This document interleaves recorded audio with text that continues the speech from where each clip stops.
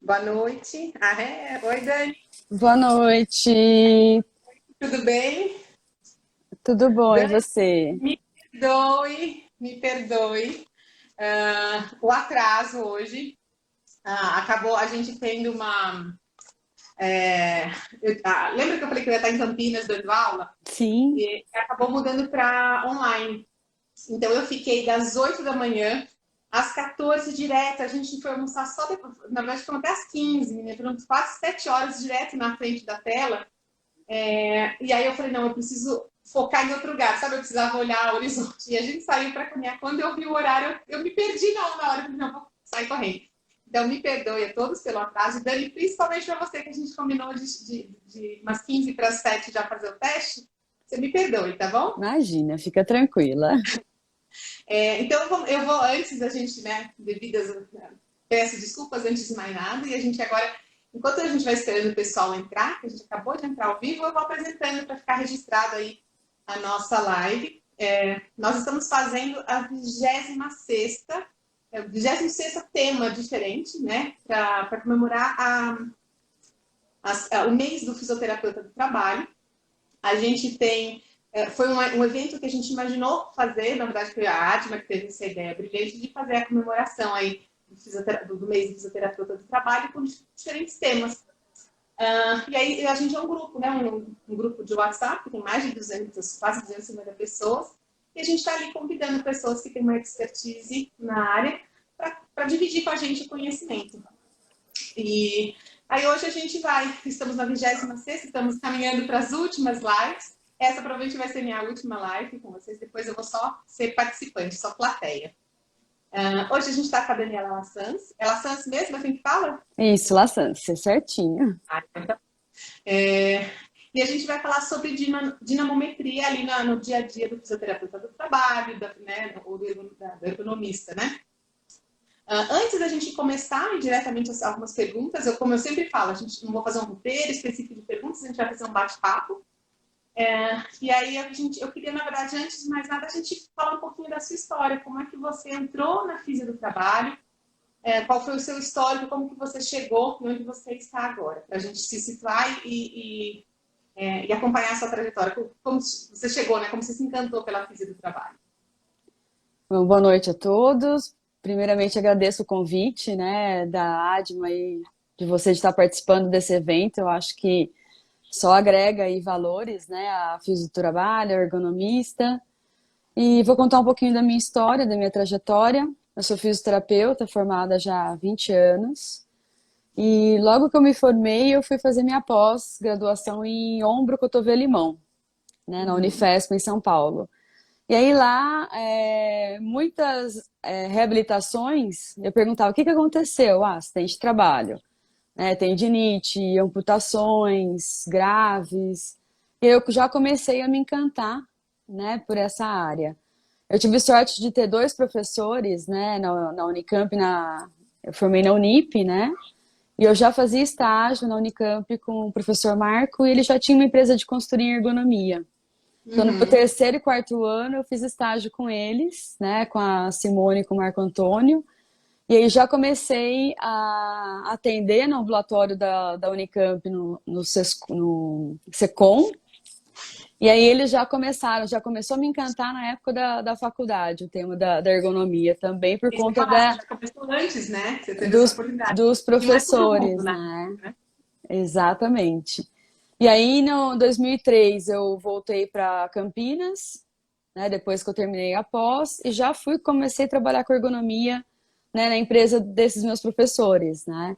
A gente já comecei sem a pós, né, Uhum. de ergonomia específica, né? Eu fiz o ombro, cotovelo e mão. A gente sabe que a maior parte das lesões, né, de membro superior, então ela falou, não, vamos comigo, que você sabe biomecânica, sabe cinésio, vamos em Uhum. frente. Aí eu trabalhei de 2003 até 2007, 2010, né, como consultora. E aí Uhum. deu, em 2009 eu tive a oportunidade de abrir minha empresa e começar, né, a trabalhar, né, a carreira solo. Né? Uhum. Diante disso, eu fui fazer curso de vendas, curso de oratória, a pós-graduação em ergonomia para ter o título, porque eu ainda não tinha o título de ergonomista. Ah, E aí a física do trabalho, eu sempre gostei muito da reabilitação, né? Principalmente do membro superior. Então eu não tenho o título de física do trabalho, mas só mesmo da pós em ergonomia, mas eu gosto muito da reabilitação. mas É, você tem um tempão todo, né, em reabilitação e fiz o trabalho não necessariamente dentro da empresa, logo que você começou, mas tem toda essa bagagem, né? sim. Aí eu atendia, eu unia, né, a consultoria em ergonomia com atendimento no consultório. Aí depois, em 2013, 2014, eu parei de atender no consultório e fiquei só com ergonomia. Então, Ah, 2012 foi meu primeiro cliente, então depois precisou de 2 anos, eu trabalhava como consultora para outras empresas, e meu primeiro cliente foi em 2012 e tá até agora, é isso. a sua carreira 2013 a gente... é iniciada, né, de física do trabalho. Acho que não teve muitos percalços, teve só agregando conhecimento, né? Verdade. E hoje em dia você está trabalhando agora então como ergonomista, né? Você está em algum lugar fixo ou você presta serviço em várias empresas? Isso, eu presto serviço em várias empresas. Então, minha empresa é ErgoRendes, Uhum. justamente as duas pós-graduações, né? Por isso que o nome é ErgoRendes. Sim. Então, desde 2012 a Não gente sabia atende. que era, que tinha esse vínculo, gostei. É legal quando a gente descobre, né, o nome da empresa, ela tem qual é o significado. Todas as empresas têm um nome, tem um significado por trás, mas eu não sabia do seu, achei bem legal. São as duas paixões, né? Mão e ergonomia, né? Que Muito bom. uniu aí o legal é que tem uma visão diferente, né? Para a saúde do trabalhador. Esse é o nosso objetivo, né? Acho que é juntar a especialidade que a reabilitação da mão exige. Então, porque é muito detalhista, né, a reabilitação de mão. Então, você conseguir juntar isso e agregar todo esse conhecimento para a ergonomia, para as prevenções, é maravilhoso. Realmente é um conhecimento especializado que é muito bem absorvido e bem necessário dentro da área ocupacional. Pensando Verdade. agora, a gente vai começar para a gente pensar no tema de dinamometria. Eu queria que você pensasse aí nesses seus 20 anos né, nas duas áreas, atuando ali como físio e como ergonomista, onde que você usa a dinamometria? E de que forma você usa, né?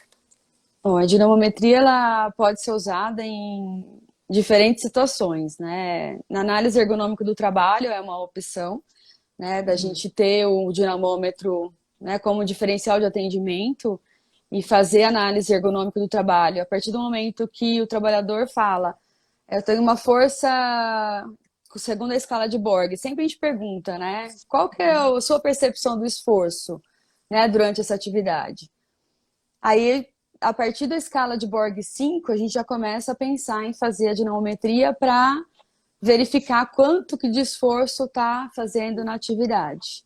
Então, por exemplo, empresas de logística, né? A gente sempre faz atividade, né? Eu sempre tento empurrar o carrinho, o cesto armado ou o rack especial para ver se a gente consegue, né? Sempre se colocar no lugar do trabalhador, eu gosto muito, né? Eu acho que isso faz parte do nosso trabalho, né, de coleta de dados. Eu acho que isso é importante, você se colocar em frente, né, a fazer atividade e perceber que o esforço está acima do É real. tolerável. Quais são as principais medidas? Assim, você vai usar, então, assim, vai usar a dinamometria ali. Eu achei ótima essa referência que a gente faz a percepção do esforço e aí tem um alerta ali pela percepção e a gente faz as medidas. Quais são as principais variáveis que você vê? Você faz, vamos supor, tração lombar, assim, quais são do dia a dia da dinamometria para a IT, por exemplo? A gente usa bastante em logística, né? Principalmente na área de logística, onde os trabalhadores empurram muito carrinhos, cestos aramados. Então, essa é uma das principais. A gente faz o esforço de empurrar e puxar. Aí, Tá. utilizando o Snooks Siriello como referência, né? Da aplicação o quanto de esforço deu, né? Como característica, né? Daquela atividade, a gente usa o Snooks Siriello, que é uma ferramenta que é uma tabela psicofísica, onde ele tem determinantes de força, né? Qual o esforço máximo permitido aí para o o trabalhador. Uma outra coisa também que a gente usa muito durante a análise é força de inserção também. Inserção de polegar, inserção de pinça com os 2 dedos. Então a gente tem bastante, principalmente automotiva, né, que a gente atende aí algumas automotivas, a gente tem muita essa questão de encaixe das peças, né? E aí a gente tem também como medir, como mensurar, né, o dinamômetro de tração e compressão, a compressão daquela peça na carroceria. Como que vocês fazem a instrução? Porque a gente sabe que o padrão motor pode variar de uma pessoa para outra, até né, a pessoa tem um jeitinho para fazer, ou mesmo ela faz um jeito errado, né? Ela tem que tracionar com membros superiores e traciona com a coluna, por exemplo. Como é que vocês fazem para fazer a coleta mais fidedigna? Você faz a primeira coleta sem dar orientação nenhuma, do jeito que ele já sabe fazer, ou você faz alguma orientação? Geralmente a gente faz a orientação, né? Faz do jeito que ele faz, porque é o modo operatório do trabalhador, né? E depois, caso a gente perceba que deu alguma diferença, né, significativa na medição, a gente pede, orienta a posição do polegar, por exemplo, né? Depois da dinamometria, né? Dá para usar o próprio resultado da dinamometria como feedback para o indivíduo, para ele perceber que se ele mudar o jeito do modo operatório dele, ele consegue fazer uma carga menor? Exatamente, isso dá. Dá para a gente ter essa percepção. Por exemplo, a gente tem muita questão de modo operatório, né, e vícios posturais, né, na análise da atividade. E a gente perceber que esse esforço está sendo mais além do que o necessário, né? Também a gente tem como mensurar isso. Além das AETs, né, tem muita participação em projetos também. A gente participa bastante, por exemplo, desenvolve um manipulador e aí o KBK tá sendo difícil, né? O trilho tá prendendo o manipulador. A gente vai e faz a dinamometria também para avaliar esse esforço e pedir para manutenção, por exemplo, a fazer um ajuste, né? E a gente vai e volta também para reavaliar depois. Hoje hoje quando eu estava dando aula, a gente estava discutindo quais são as dificuldades metodológicas de alguns usos de equipamentos de filmagem, de dinamometria. Eu queria que você falasse um pouco sobre isso, sobre como que é a captação desse sinal, como que é a análise desse sinal, se ela é digital, se é só um número que sai, ou se vocês fazem algum tratamento no sentido de informação chega no computador e aí eu vou olhar pelo computador, ou se é no próprio dinamômetro. Só para a gente ter ideia se existe essa dificuldade metodológica também na parte da captação do sinal. Sim. Nós temos vários tipos de dinamômetro, né? Tem dinamômetro digital, tem dinamômetro mecânico. Então, a empresa, por exemplo, tem vários tipos de dinamômetro. Na empresa que a gente, né, presta serviço, que a gente utiliza muito esses dados de dinamometria, eles têm tanto o mecânico quanto o digital. Né? O mecânico aparece os números, né, na tela do dinamômetro e ele faz a medição. Né? Ele sobe o ponteiro. Né? E esse é mais simples, exatamente. E o dinamômetro digital aparece, né, o quanto de esforço, então a gente utiliza bastante quilograma, né? Ele tem essa opção de dar em newtons ou em quilograma.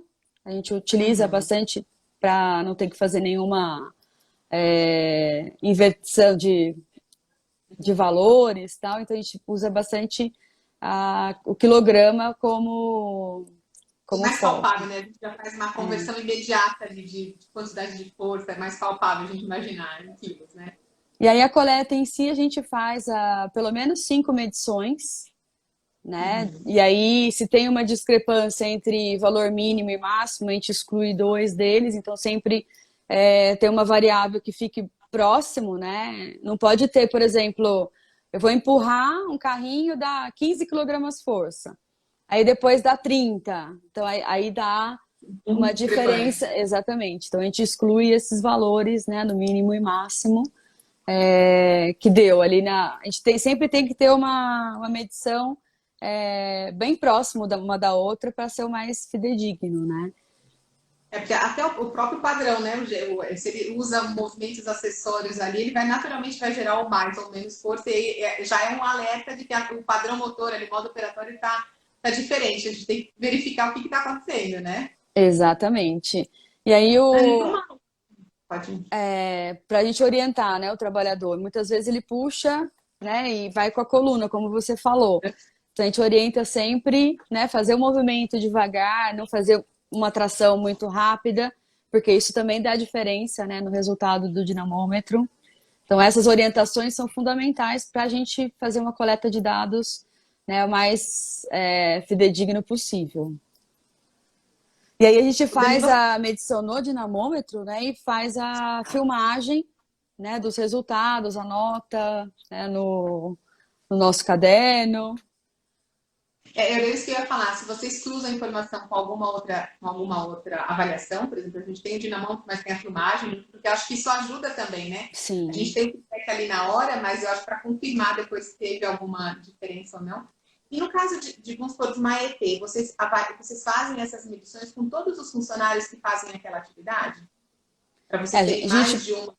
A gente procura pelo menos 2 trabalhadores, mas como muitas vezes, né, a gente não tem tempo hábil, né, para fazer essa mensuração com 2, pelo menos um trabalhador, e aí a gente pega o líder que está acompanhando, ou a gente mesmo faz a medição também, para ver se tem essa diferença, né? Ótimo. Não sei se você ia complementar, não sei se eu te cortei. Nossa, Eu estava falando a gente estava comentando dos tipos de dinamômetro, né, também, anteriormente. Então, dinamômetro sempre a gente utiliza o digital, então a gente usa muito da Instruterm e da Imada, né, são 2 marcas que a gente gosta bastante de usar. Né? O Instruterm é uma célula de carga até 100 quilogramas, né, a gente adapta, faz uma adaptação no gancho do dinamômetro para encaixar. Essa é a nossa maior dificuldade, às vezes, de fazer a dinamometria. Onde que a gente vai encaixar o dinamômetro, né? O gancho não encaixa na pega do carrinho. Porque a gente não precisa necessariamente que as 2 extremidades sejam afastadas, né? Então, Exatamente. Então, sempre colocar o dinamômetro no centro, né? Quando a gente for fazer a medição. Exatamente. Então, o que a gente faz para adaptar algumas vezes, né? Coloca a fita Hellerman, né?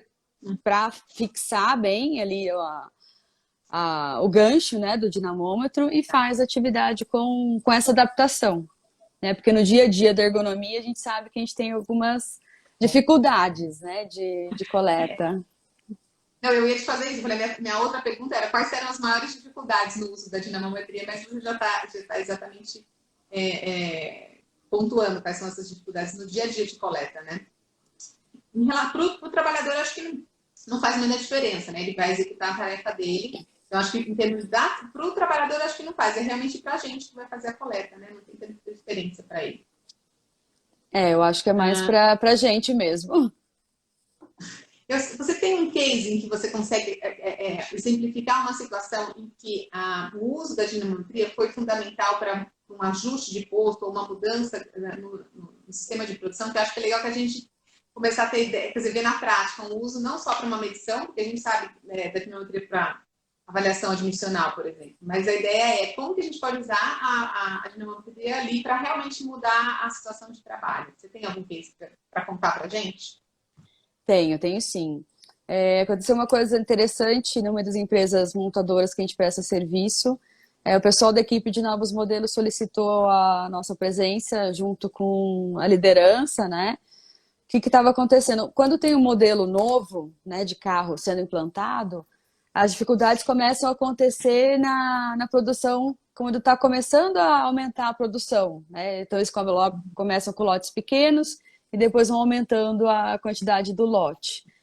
E aí começou uma das atividades, que era a força de inserção do polegar, numa das peças, estava machucando o dedo de algumas trabalhadoras. E aí o pessoal, as trabalhadoras começaram a colocar aquela fita verde no dedo, e aí começou um alerta, né, que essa peça estava com... Já recebe alerta. Que essa peça estava com um problema, alguma dificuldade. A Uhum. gente foi fazer medição, né, na sala de treinamento, então tem uma sala à parte também. Algumas vezes a gente precisa fazer essas medições, né, não na frente do trabalhador, para não gerar um alerta maior, então a gente saiu para a sala de treinamento para fazer essa avaliação. E aí teve uma mudança, a gente começou a identificar, teve uma mudança de fornecedor. Então antes a peça vinha do Japão e passou a compras, mudou o fornecedor para a China. Com as mesmas especificações técnicas, mesmo produto. Quando a gente chegou para avaliar a peça do Japão, a força de inserção do polegar era 4, 5 quilogramas força. E aí a Uhum. outra peça da China, 17, 18 quilogramas força. E Três aí, vezes o valor. exatamente, aí justifica, né, a questão do machucar o polegar das Sim. trabalhadoras, né? E aí a gente fez um parecer técnico, né, e aí ele mudou de novo, então compras reverteu essa atividade, né, de comprar, e aí voltou para as peças do Japão. Eu Que acho que que esse é um excelente exemplo, né, de que a gente conseguiu usar a dinamometria para trazer números bem quantitativos para não ter ninguém ter dúvida, né, ninguém ter questionar é, a medição, as queixas que o trabalhador estava trazendo, né? Exatamente. Então foi esse case foi muito legal porque demorou um tempo porque não é fácil você compras de repente muda, né, o fornecedor e aí Uhum. demorou 3 meses para conseguir a peça novamente. Começar a nova conta. Então o que que a Mas gente vocês fez perceberam de rápido, né? sim, sim, A, a, vocês foi imediato, porque tem alguém, acho que né, ter alguém ali o tempo todo olhando, passando pela planta, né? E perceber isso acontecendo, a ação é muito rápida. Tem o delay da compra, né? De todo esse processo burocrático, mas acho que vocês perceberam muito rápido, né? exatamente. Como eu falei, na mudança de modelo, né, o projeto do carro, né, ele é tudo no papel, né, no desenho. Quando chega para a montabilidade, né, do trabalhador, as dificuldades acontecem, né, dificuldade de inserção de peça. Aí isso a gente consegue ver durante os eventos, né, que eles fazem, chama ergonomia para avaliar desde o início a montagem Perfeito. do novo modelo. Eu acho, eu adoro essas histórias assim, bem sucedidas, de forma, né, assim, prática, rápido e resolve. Quer dizer, tudo bem, tem o delay dos 3 meses aí, mas em termos de aplicabilidade é fantástico, né? E aí, o que que a gente fez de solução também? Porque a gente não poderia deixar a mão dos trabalhadores machucar, né? O que que a gente fez Uhum. como ação de corretiva, né? Até que a outra peça chegasse? A gente colocou lâmpada para aquecer a peça. Então, Ah, a lâmpada aquecia a peça, ela ficava mais maleável e conseguia inserção melhor. Então, reduziu um pouco também essa questão da dificuldade. Então, sempre que tem possibilidade, né, de aquecer a peça antes de montar, colocar um detergente, né, um lubrificante para inserir melhor. Então, a gente fez essa ação como paliativo até a peça voltar a ser do Japão. legal, realmente é um case muito bacana, legal, parabéns. A gente, a gente falou um pouquinho já sobre essas dificuldades no uso ali no dia a dia do dinamômetro. Eu fico imaginando assim, não é todo mundo, a gente na graduação a gente não tem essa vivência, né, com o uso da dinamometria. O meu contato com a dinamometria foi no âmbito acadêmico de pesquisas, com transdutores de força, com plataforma de forças. E a gente, vamos supor, se a gente chega uma pessoa com uma formação da física do trabalho, mesmo com ergonomia de dentro, né, de uma pós-graduação, chegar para usar o dinamômetro não é algo fácil no sentido de eu não vou chegar e começar usando, né? Eu queria que você pontuasse assim, quais são, assim, como foi talvez a sua trajetória, que acho que trazer o seu exemplo é muito bacana, né? Como foi a sua vivência do aprendizado do uso da dinamometria? Porque ela caiu de uma hora para outra, ela foi surgindo, você foi conquistando esse espaço dentro das empresas para ter. As empresas já tinham o dinamômetro ou não. Eu queria saber como é que sai do não tenho experiência nenhuma com dinamometria para eu estou usando com diferentes maneiras aí, com sucesso a dinamometria. Esse é um ponto bem importante, né? Para quem está começando, principalmente. eu acho que seria um tema muito bom na pós-graduação fazer uma prática, né, do uso da dinamometria. Porque Uhum. realmente a gente não tem na faculdade, não tem na pós, e aí é Sim. na garra, na unha mesmo. A gente vai para a prática, né? O cliente que a gente presta serviço já tinha o dinamômetro, e aí a gente começou a usar, né? Estudamos, né, como fazer e a experiência na prática mesmo. Então seria interessante a gente pensar, né, como educadores, né, professores da pós-graduação, né, que Essa me tem uma pergunta parte está bem. prática, tem uma parte prática na pós, porque realmente é uma dificuldade, né, pra gente, Eu acho que a que gente não muito do que tem você falou essa. de encaixar o dinamômetro, tem coisas que não tem jeito. A gente vai descobrir realmente na hora, dependendo do dinamômetro que a gente tem, de qual equipamento a gente vai avaliar. Mas eu imagino que sim, esse não é uma coisa que a gente nasce sabendo e a gente precisa mesmo estudar manual, entender como é que faz a calibração, como é que faz a utilização. Por exemplo, isso quando você colocou, né? A gente tem que colocar o dinamômetro na parte central, para que a gente. É a parte da física, né, do dinamômetro. Eu tenho que fazer eu tenho que fazer tração. Se eu tiver inclinações, eu vou ter ali forças que não são de tração, que fazem rotações, e aí ela não vai medir o que eu preciso. Então, é realmente é um conhecimento que a gente pode aprender errando, pode aprender com alguém fazendo a tutoria, mas é muito importante, porque a gente perde, né, a gente tem uma grande chance de fazer errado, fazer errado assim, de ter uma medida lá e a gente fala, nossa, tá bom ou tá ruim, e na verdade, porque se o dinamômetro está um pouco errado ou não, a gente está acreditando num número sem ter todo o cuidado metodológico por trás.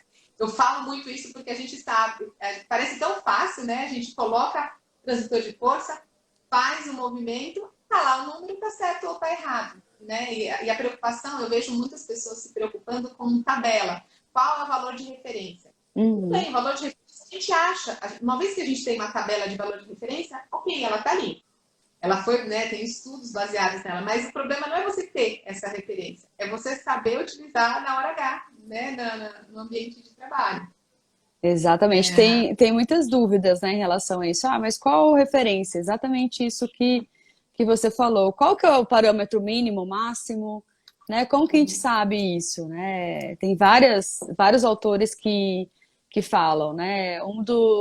Uma das referências que a gente utiliza muito é o Mantec, que tem um manual, né, de aplicação, a Pleiade Industrial Ergonomics, que é uma das nossas referências, né, de utilização. Além do método Okra também, que tem também como referência, né, o empurrar e puxar, quanto que eu posso empurrar com o membro superior, quanto que eu posso... É diferente empurrar com uma mão, empurrar com as duas, então tem essas diferenças, né, de limite de tolerância que a gente precisa ficar atento também. Ah, 5 quilogramas força é bom ou é ruim? Né, quanto da capacidade, né, da força de preensão que a gente tem da mão? Sim, sim. Né? Qual que é o percentual aí da... Quanto máximo de Eu esforço posso que eu falar. posso fazer na mão e qual que é esse percentual? Então, esse é muito interessante. As pessoas têm muitas dúvidas sobre isso também. Sim, sim. Eu até eu falo, eu alerto que esse tipo de conteúdo a gente pode ir atrás, a gente pode obter ele, e a gente tem que ser crítico na hora que vai utilizar. E aí o olhar crítico, eu falei, preensão palmar eu acho que é o que menos traz problemas. Nos empurrar e puxar, a gente tem que ver toda uma metodologia ali na coleta que pode interferir, daí o 15 parecer 20, e às vezes é porque está o movimento errado, ou o transitor de força está, né, o dinamômetro está no lugar errado. O simples, o rodízio, por exemplo, girar, né? O rodízio às vezes trava e ele tem que girar, né? Ele faz um esforço maior quando o rodízio trava. Então, isso também a Uhum. gente tem que perceber durante a coleta, né? De repente, a gente está fazendo uma coleta, 15 quilogramas de esforço, de repente dá um 25. Por quê? O rodízio Uhum. travou, girou e aí o esforço é maior, né? Então a gente tem que ter essa diferenciação, né? Quando que tá normal, né? Em linha. Quando tem um alerta ali que alguma coisa foi errada. Mas é importante também entender, né, se tem o travado ali para ver se é uma coisa que acontece sempre ou não. Falando em acontece Exatamente. sempre, que frequência você usa a dinamometria no seu dia a dia? A gente utiliza bastante. É, não tem como falar uma frequência, assim, mas a gente presta consultoria 40 horas semanais, né, numa uma das montadoras que a gente faz consultoria de gestão, né, e a gente é solicitado bastante pela área, Uhum. então Toda eles semana sabem, você acaba toda mudando. semana, toda semana. Tá. Por exemplo, o setor da solda, na planta nova, né? Eles instalaram muitos manipuladores e a gente fez a Uhum. medição de dinometria de todos os manipuladores. E aí os que Tá. estavam acima do limite, eles fizeram as manutenções para diminuir esse esforço. Então, dentro do que a gente até estava falando, a gente falou de análise ergonômica, né, usar na análise ergonômica, e esses são tipos de projetos, são equipe novas, ou né, um posto novo, ou produtos novos, vocês fazem essa testagem. Então, realmente é um uso contínuo, né? Não é pontual, ele está sempre ali nas melhorias contínuas, né? Exatamente. Semana passada mesmo, quando vai liberar um equipamento novo, tem a avaliação da ergonomia e da segurança do trabalho. Então, eles têm essa Uhum. premissa na empresa. Então, não liberam um equipamento novo sem a avaliação da ergonomia e segurança do trabalho. Então, a gente foi fazer Tá. esse tryout e eu percebi que na movimentação do manipulador, ele estava muito difícil para movimentar para baixo. Então, fiz a dinamometria, e aí percebi que estava bem no limite. Aí já orientei o pessoal a fazer essa mudança para deixar mais leve. Nessa avaliação aí que você faz, eu achei ótimo, né? Saber que você precisa do seu aval para ir para frente. Quais outras avaliações você faz? Você faz uso da dinamometria? Você faz alguma outra avaliação? Agora, né, fora do tema, mas quais as outras avaliações que você faz, por exemplo, para liberar o uso de um equipamento, além da dinamometria?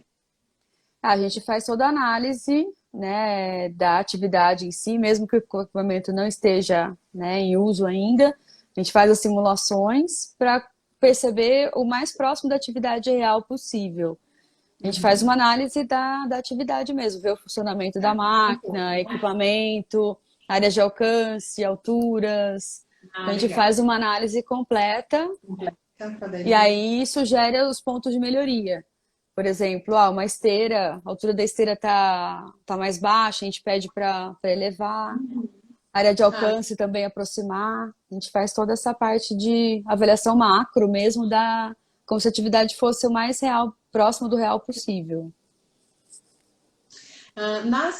nos exames, eu sei que você não é o que você faz atualmente, né? Você não está na área de exames admissionais, mas quais são os aparelhos ou quais são as medidas que são feitas geralmente nos exames admissionais? Nos exames admissionais, as pessoas, Posterior. os físicos do trabalho utiliza muito a força de preensão palmar, né, para ver no exame admissional quanto, né, que a gente tem uma tabela, né, de força de preensão normal para homens e para mulheres, então tem um parâmetro, né, o quanto de normalidade da força de preensão que a gente tem. E aí, não admissional, a gente consegue detectar, por exemplo, a diferença de um segmento para outro. Então, por exemplo, eu vou fazer um homem, 40 quilogramas força numa mão, aí ele faz na outra metade, 15, 20. Aí tem também a questão da dominância, né? A gente tem que Não separar, tão. exatamente, tem que separar a questão da dominância, mas pode ser um indício que ele já tem alguma diminuição de força, uma patologia, como síndrome do túnel do carpo. Então, isso para avaliação do admissional. Além que a gente usa bastante o JAMAR, né? Que é um dos dinamômetros de força de preensão palmar. E também tração lombar, né? Tá. Algumas empresas solicitam o quanto de esforço eu tenho na minha coluna lombar, né? Principalmente quando tem muito manuseio de carga, né? Empurrar e puxar. Eu acho que é um parâmetro né? Não pode ser exclusivo, né? Você tem que todo fazer uma avaliação do trabalhador. Eu acho que é isso que é importante, né? Avaliar o trabalhador, mas não ser uma forma de excluir, né? E sim de diagnosticar se tem alguma patologia pré-existente ou não. Uma aluna chegou a falar isso, ela disse, mas se a gente excluir uma pessoa porque ela não está apta, a gente está perdendo a essência da ergonomia. Eu falei, não, sem Exatamente. dúvida. É uma situação que acontece. A gente não pode achar que não acontece, porque acontece. Há uma seleção ali, mas o ideal é que a gente consiga realmente fazer uma adaptação para que ele aconteça. Mas é mais frequente a gente conseguir essa modificação quando o indivíduo já está, né, dentro da empresa. E acaba tendo algumas empresas que acabam selecionando, usando essas avaliações também. E concordo plenamente. Não é o ideal, achei ótima, né, esqueci o nome da aluna, não sei se... ela falou assim, a gente vai perder a essência da ergonomia se a gente deixar de contratar alguém porque ele não tem, né, a força necessária. O nosso objetivo, eu acho, Eugênia, é fazer a avaliação, né, o admissional, o exame cinésio funcional, que está muito... atualmente, as empresas têm optado por fazer, né, essa avaliação, porque a gente consegue detectar alguns desvios posturais, né, diminuição de força, mas a gente apresenta para a empresa essa avaliação e a empresa decide se vai, né, considerar apto ou não para a atividade. Eu acho que essa responsabilidade acho que não tem que ser nossa de, né, dar apto ou inapto para a atividade. Acho que eu penso dessa forma. Perfeito. Não é um serviço que a gente presta, né? A gente não faz exame admissional. Mas eu acho que quem está começando na área é uma avaliação bem importante para a empresa, né? Para o ambulatório médico. E essa conversa junto com o médico do trabalho é fundamental. Eu acho que a gente não tem que fazer isso, né? O físico do trabalho não tem que fazer isso sozinho, assim, uma equipe, né? E discutir, né? Fazer discussões com o médico do trabalho sobre as avaliações. Perfeito. Dani, se um ergonomista, um físico do trabalho está super interessado em trabalhar e utilizar a dinamometria, é comum o ergonomista ou físico investir e comprar um dinamômetro? Ou é muito mais comum a gente chegar na empresa e a empresa ter e a gente fazer o uso dentro da empresa? Tem as duas situações, né? Tem empresas que já vai ter o dinamômetro, que a gente não precisa investir. Ou tem uma empresa que, por exemplo, eu vou avaliar uma empresa, eu tenho um contrato com uma empresa de logística para fazer uma análise ergonômica. Eu sei que se eu não tiver um dinamômetro para fazer essas coletas, a análise vai ficar sem os dados, né, completos de uma análise ergonômica. Então, eu acho que isso pode ser um diferencial de atendimento, você ter um dinamômetro, né, em algumas questões específicas. O custo, não entendi, travou um pouquinho. Se você tem alguma ideia de custos. Tenho.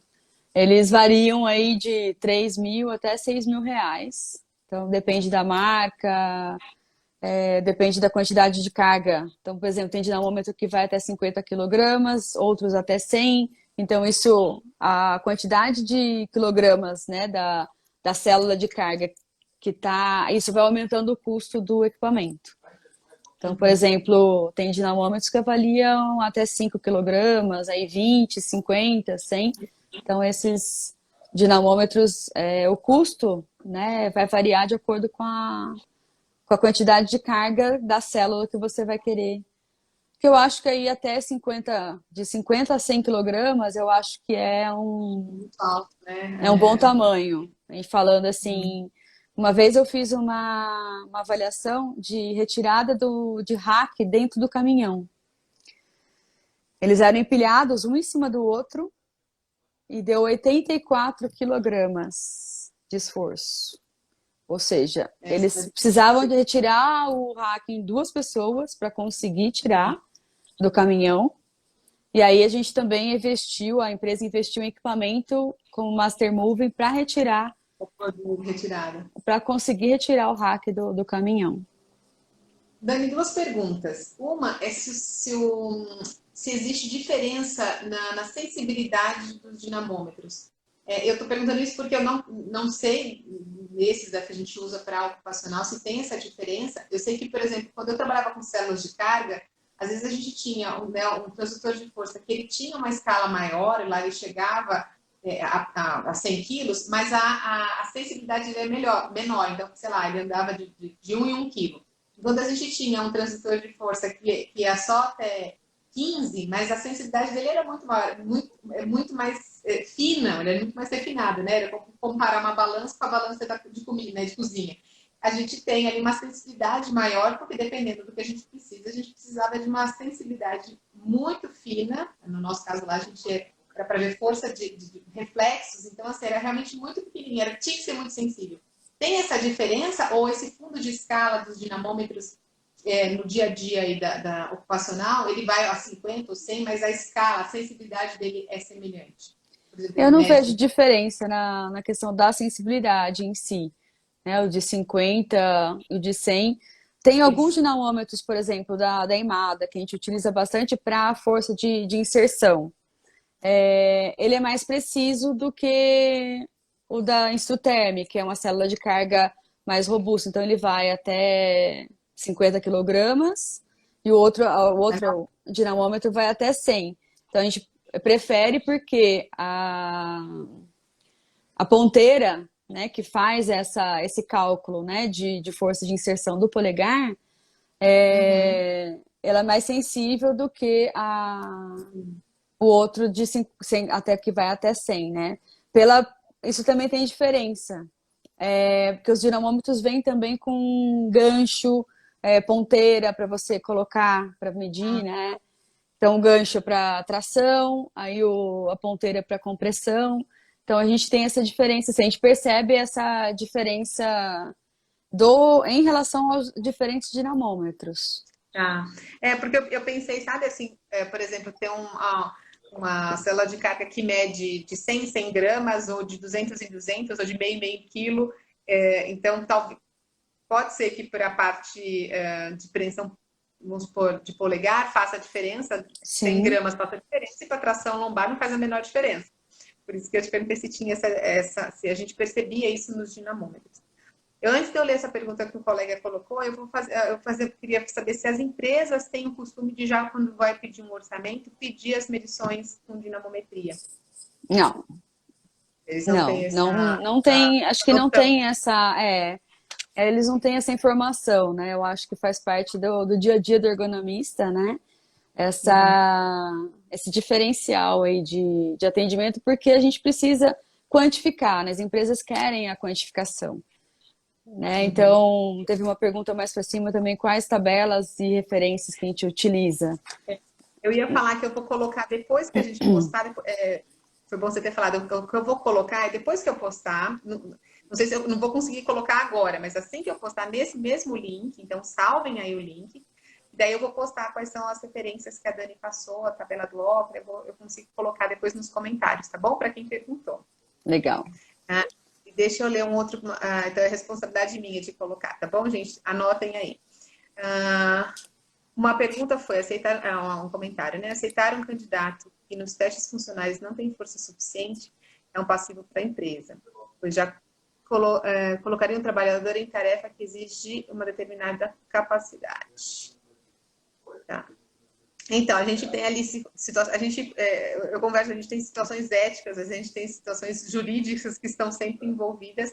Eu acho que o que a Dani falou é a melhor situação. A gente faz a avaliação e a gente não tem nenhuma competência em relação a isso, a essa determinação. Não. Que eu Eu coloquei isso acho que, que, infelizmente, né, a gente eu acho tem. que é importante a gente, nós como ergonomistas, né, físicos do trabalho, se a gente fizer essa questão de exclusão, né, do trabalhador, apesar de ter já ter um passivo, né, a gente sabe que muitos trabalhadores já têm uma patologia pré-existente e a atividade vai desenvolver ou vai, né, gerar uma dor, um desconforto para uma atividade que ele já tinha, para uma patologia pré-existente que ele já tinha, né? Que, por exemplo, tem trabalhadores que 1 ano, 2 anos de empresa já começa com queixa. Se isso foi detectado lá no início, né, no exame admissional, né? Ou tem empresas que fazem, solicitar raio-x de ombro, raio-x de coluna. Então, tem uma série de protocolos que as empresas, né, estabelecem para fazer uma admissão de um trabalhador, né?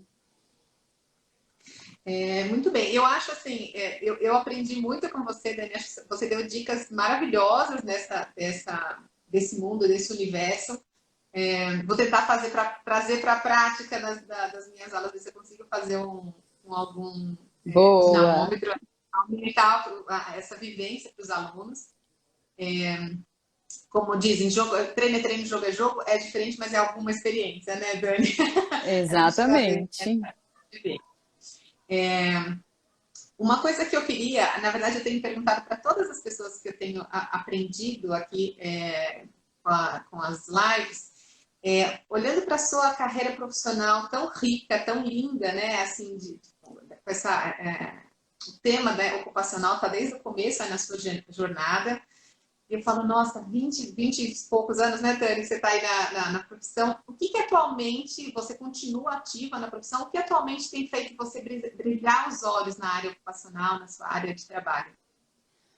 Eu adoro novos desafios, né? Eu acho que participação de novos projetos, novas tecnologias. O exoesqueleto é uma tecnologia aí, né, da indústria 4.0 que está vindo, né, a gente está vendo a possibilidade de fazendo testes já na empresa, né, com exoesqueleto. Então, o exoesqueleto é uma coisa que está brilhando meus olhos atualmente. Além de toda a ergonomia, né, é uma paixão. Eu acho que todo físio que vai para a área da físio do trabalho, ergonomia, ama o que faz, né? A gente sente isso, né? A paixão pela ergonomia surge porque a gente consegue mudar paradigmas, né? A gente não consegue mudar uma situação de um trabalhador, não. Algumas soluções vêm para agregar a saúde do trabalhador como um todo, né? É mudança, quebra de paradigma e essa satisfação também, né, de um trabalhador retornar para a gente, olha, né, esse ajuste, uma coisa simples, uma cadeira no processo onde ele tem que ficar agachado para inspecionar. Falei, nossa, como que a gente não pensou isso antes, né? Como que a cadeira está lá, eles não utilizam, né? Esse feedback do trabalhador, assim, de melhora, questão do conforto, olha, eu volto para minha casa menos cansado também, isso é uma satisfação muito grande. Ai, que lindo, Daniel. Eu adorei isso que você falou, porque acho que eu nunca tinha pensado dessa maneira. Que a gente não muda né, o trabalho para um trabalhador, a gente muda para ele e para todos que virão depois dele, né?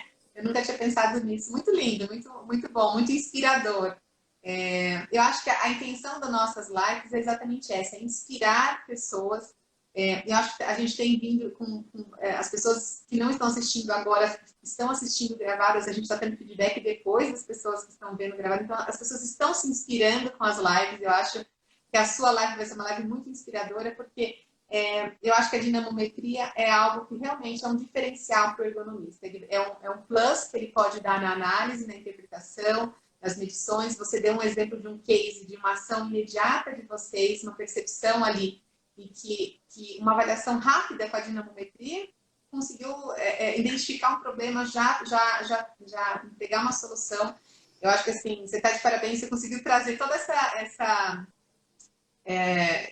vontade de trabalhar com a dinamometria na área ocupacional. Vou divulgar para todo mundo, para todo mundo falar, olha, vejam como isso vale a pena, né? É um investimento. É aquela coisa, talvez quem está solo, quem está trabalhando solo, talvez não tenha esse investimento aqui, Sim. mas pode ser que aconteça da gente fazer parcerias, né? Eu até comentei que você não fui atrás para ver se existe locação Eu de também nunca vi a locação de dinamômetro, né? Eu mas não... pode ter, você pode fazer parceria com algum colega que tenha, com alguma empresa que tenha, Exatamente. né? E eu falo assim, a ergonomia ela é tão rica, né? Áreas tão diferentes, a gente nunca vai ser competente em tudo. E que bom que a gente pode fazer amigos que têm competências diferentes para agregar o nosso conhecimento, né? Eu acho que é nisso que eu quero crescer, acreditar que a gente consegue, e o evento é exatamente para isso. Essas lives são exatamente para isso. Vamos crescer juntos com outros ergonomistas, com outros físicos do trabalho, que é o nosso objetivo, é fortalecer a nossa profissão. Exatamente. Dani, Parabéns. obrigada.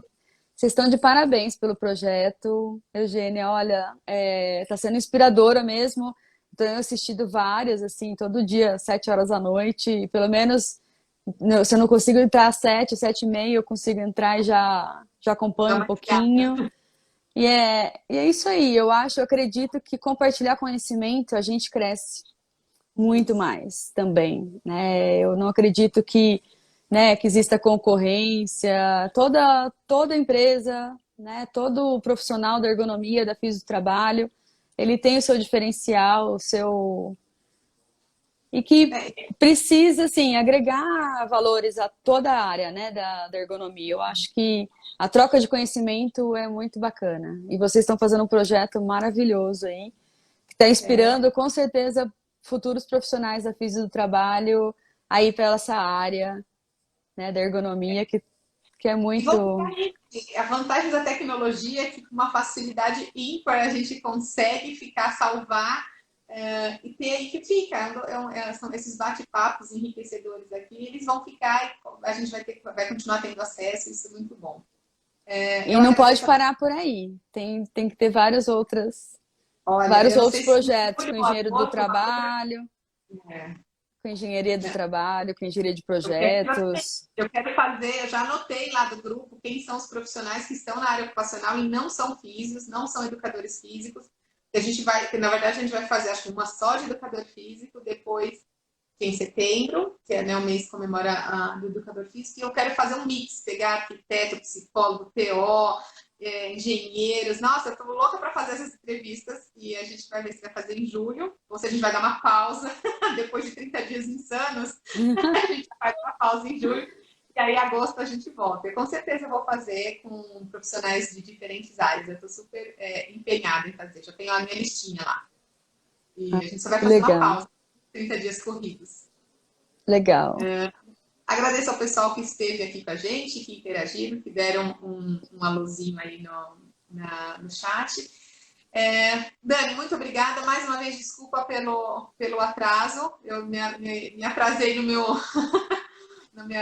descanso ocular e acabei chegando um pouquinho atrasada aqui em casa.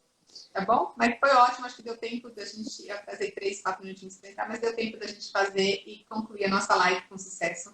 Com muito conteúdo, muitas dicas e muitas inspirações. Eu que agradeço, né, pelo convite novamente. Eu acho que a ergonomia, fisiotrabalho, tem muitas áreas diferentes de atuação, né? Seja ela na análise ergonômica, na avaliação cinesiofuncional, na própria reabilitação do físio na empresa, né? Tem muitas áreas que o fisiotrabalho que está começando pode... Gestão, né, da ergonomia, né? A gente tem muito a crescer aí nesse caminho aí e trilhar aí novos Enfim, né? desafios. Muito bom, gente. Obrigada, Ótima Eugênia. noite. Agradeço aí novamente a participação aí nessa semana, nesse mês, né, do Fiz do Trabalho. E a gente ainda tem mais, gente. Até o dia 30 a gente ainda tem um dia de encerramento e vai ter bastante coisa. Tem dia, vai ter, não sei se é 28 ou 29, e vão ter dois. Vai ter um jornalzinho e vai ter live ainda. A Adma vai estar bombando aí para os próximos aí com o encerramento. Tem o pessoal, tem Ricardo Massola, ainda tem mais gente aí para vir apresentar o pessoal, se eu não me engano. Não estou com todo o cronograma na cabeça, a gente já misturou toda a cabeça que eu tenho que fazer. Um ótimo final de sábado para vocês, um bom descanso no domingo. E quem tiver afim, amanhã tem live às 7 horas da noite também. Gente, boa noite. Obrigada, boa noite. Tchau, tchau. Tchau.